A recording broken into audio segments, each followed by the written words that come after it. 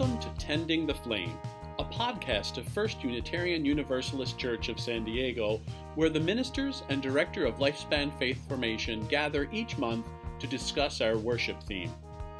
We're glad you can join us for this month's discussion of our theme, Repair.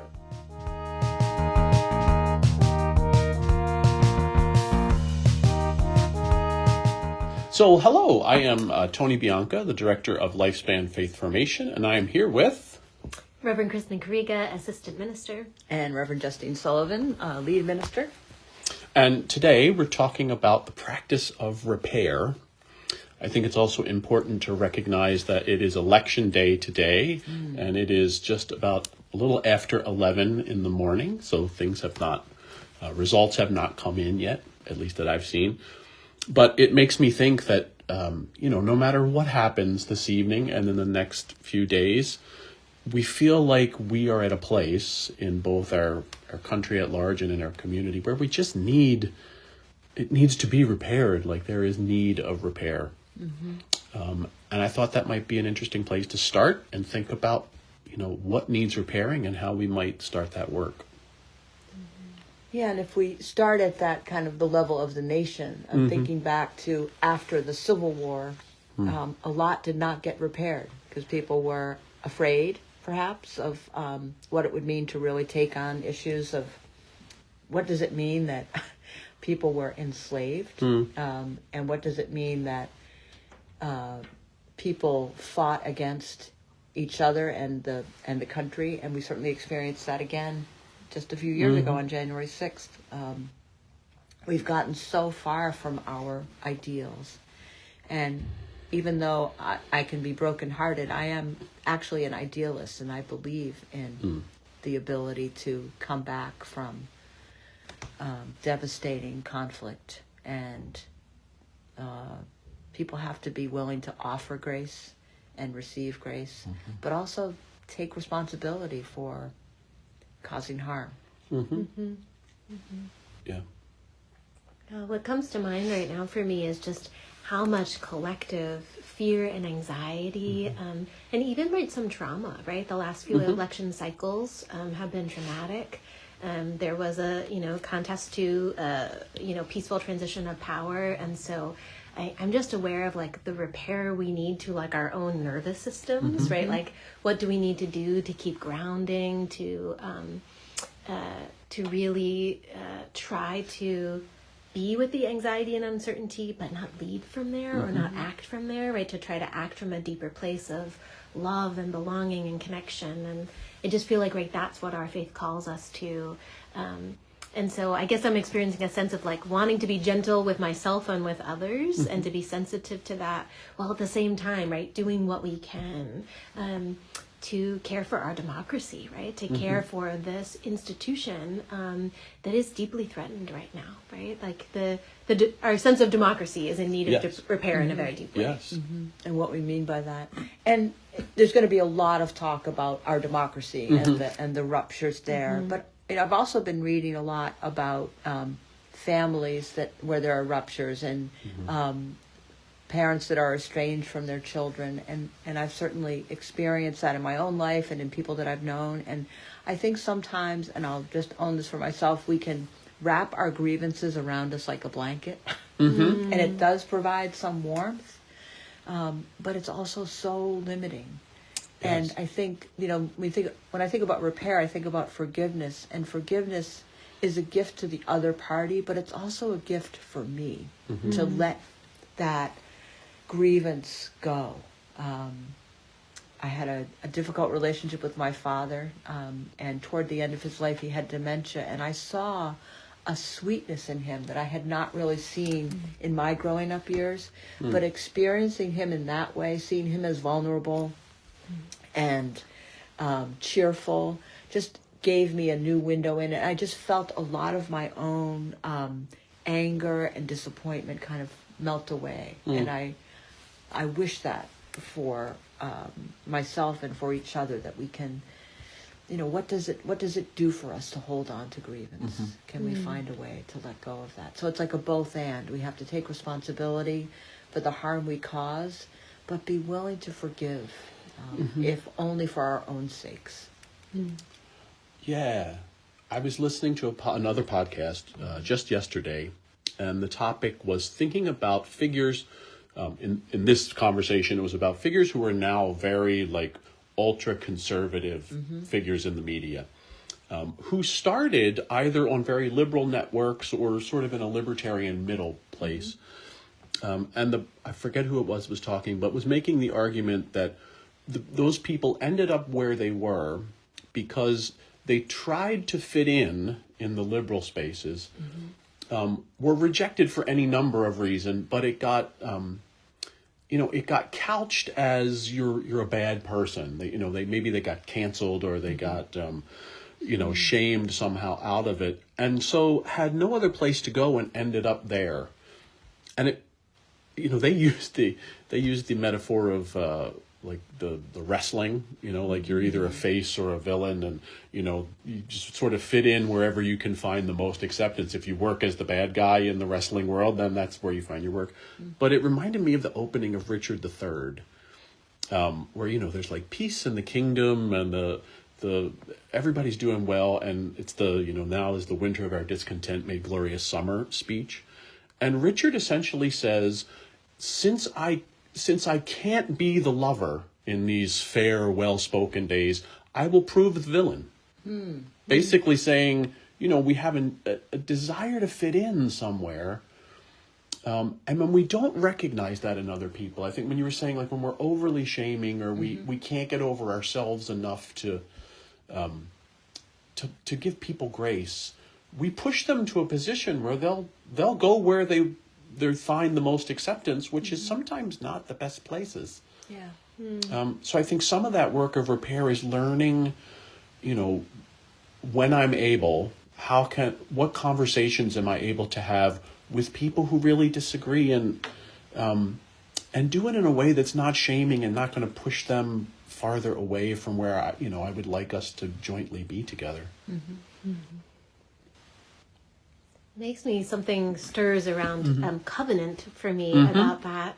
And part of it is because I think in covenant, we focus a lot on behavior, right? So it isn't this idea of we're essentially good or we're essentially bad, or that when we act in ways that we harm other people, it doesn't actually make us less valuable or less worthy or dignity. And I think that that's actually something kind of radical about our faith, right? To say, we will interrupt behavior that is destructive or harmful. We name it, we call it out, we do that vulnerable work of repair. But it doesn't make someone disposable. Right. And I think it's one of the great gifts of our faith. And it's also one of the things that challenges me so much in this political time, right? Because it would be so much easier to look at everybody out there, right, who I see as, speaking hate and going out and causing harm in the world, and to say they're wrong, right? Like this is... And they're bad. They're bad. Yeah. And that they're essentially bad, and that they're villains, and there's nothing redeemable. And that's not what my faith says. And so then I have to grapple. And I have to grapple it even in smaller ways, right? With, family who are on different, sides of the political aisle. Like, how do I reconcile a family member who I see is capable of love and compassion and is also choosing a politics of hate and fear? Like, how do I reconcile that inside myself? How do I work on the repair of that relationship while being true to my own values and my own integrity? And finding whatever it is, like what is the wound that they're trying to repair by acting in these ways, not to try to psychoanalyze everybody, but to have some understanding of what could cause someone to separate themselves so fully from the rest of humanity, to call a nation, an island, a floating pile of trash.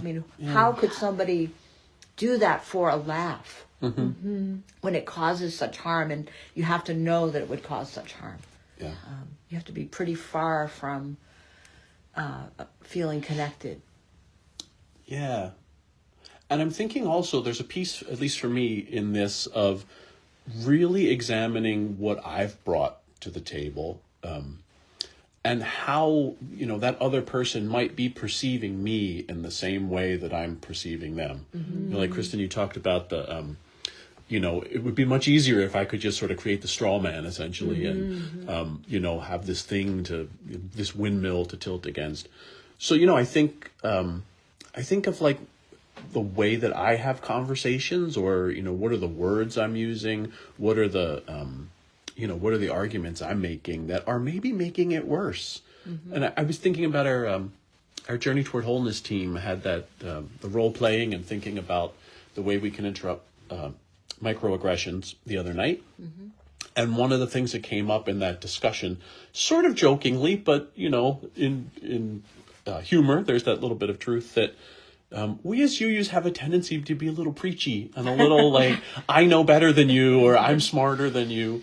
So I've tried to recognize lately in situations to just check in with myself and think, am I bringing any of that to the table?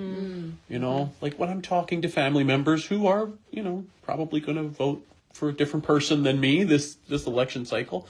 In those conversations, like, am I being humble in the way I'm presenting this? Am I trying to, am I not up on my pedestal sort of preaching down at the person as if to say what's really going on in my head, which is, how can you think this? Yeah.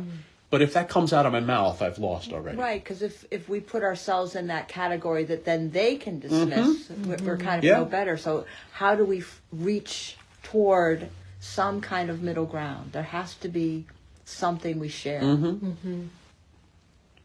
It makes me think of the work of Valerie Kaur, who is a Sikh activist, and started this project called the Revolutionary Love Project. But she wrote this book called See No Stranger, and it takes the Sikh wisdom, and she talks about this practice of everywhere she goes, like looking at someone and seeing them and saying to herself, you are a part of me I do not yet know. You are a part of me I do not yet know. And I think about that, like, can we bring that kind of curiosity about one another? Even if it's a part of ourselves we don't want to know, right? Or we don't like, or we think is scary, and for me, it comes back to that belief that we are literally connected, right? Like, I think Unitarian Universalism talks about this interconnected web of relationship. And some folks think of it as a metaphor, but I think it's more than that. I think it's like science is actually showing we are part of one another. We are connected like those mycelial networks underneath the ground. And so I think about injustice as breaks in that web, right? About literally breaks and tears in the relationship of what binds us together. And so what is our job as the weaver, right? Like, what is our job as the... So yeah, I guess I'm just thinking about, like, there's like some physical mending to do that's about relationship. Well, and that you are part of myself I don't yet know. Wouldn't that be beautiful in worship? To just turn to your neighbor and say that out loud. Is that like...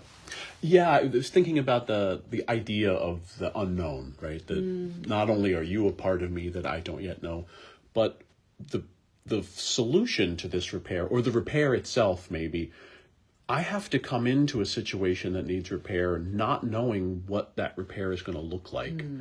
And so, in instances in my life where I've had to do some, amends making, the question is really like, not, would this work for you? Or here's my plan. Is that okay? But like, here's what I did. How can I make that better? And from there, it's, like, we're into the unknown now. I don't know what they're going to say. And sometimes it's, oh, don't worry about it. Everything's good. Or sometimes that there's an ask that I didn't see coming. And, then in that moment, I have to be open to, is that something I'm okay with, So going back to what you said earlier, I mean, I think repair requires a certain amount of humility and a willingness to be vulnerable. So it's not that we're holding the needle and thread to do the sewing. It's like we thread the needle and then it makes the repair, and we hope that it will hold. And I think we're seeing that in the congregation, some of the work we've been doing to repair some of the wounds here. We've had new challenges, and I'm hoping that the repairs will hold. And it feels, it feels like they are. But it requires vigilance and kind of constant tending if it's really worth preserving, and I think it is. Yeah. That, that reminds me of the difference in thinking of a car. The difference between the car is now broken down and needs to be repaired, right? And the regular maintenance that needs to be done, that are in a sense mini repairs that you do along the way to prevent those huge breakdowns. And so I like that as an idea for the need of constant attention, Repair is not just something that happens after there's been a major rift or, it's not just for emergencies. It's something that we need to tend to every day. I really like that idea of tending, right? Of like, we're tending the relationships, tending the garden, tending the institutions. Yeah. And I think what's challenging on the kind of bigger political scope is that there are people who are actively organizing us to separate us, right? To cause division, to cause fear, to cause hatred, like that's actually being organized for the purpose of securing power for a certain group of people. And so, right, like, I guess I am always trying to think about, like, when does something need tending and when does something need resistance, right? So that sense of, like, knowing that different kinds of maybe breaks in the web or like need different kinds of a response. And so we can see, right, that there's like a tending to these relationships, but that there's also a continuing to go out and to say, this is what I know to be true. We belong to one another. And like, you will not divide us, right? Yeah. And, acknowledging that sometimes repair requires some re-breaking of the, like I'm thinking of a bone that needs to be set. Sometimes it needs to be rebroken in order to set it correctly. When we think of those systems, you mentioned like some things need resistance. But I think it's interesting to think about that resistance through the lens of repair, that this is part of the overall healing process, is this needs to be sort of excised. And going back to the idea of covenant, which focuses on behavior, not inherent goodness or badness, that we make certain agreements about how we're going to be together, and when we fall short of that, we tend to it and we make repair, and that requires as much honesty as we can bring and vulnerability and willingness to be changed. We'll be different after there's been a rupture and a repair. We are changed by that. So speaking of repairs, we are also, not only is it election day, but we're waiting for some repairs to be done. Yes. So it was great to have this conversation with you, as always. And thank you all listening for joining us. And we look forward to seeing you next month.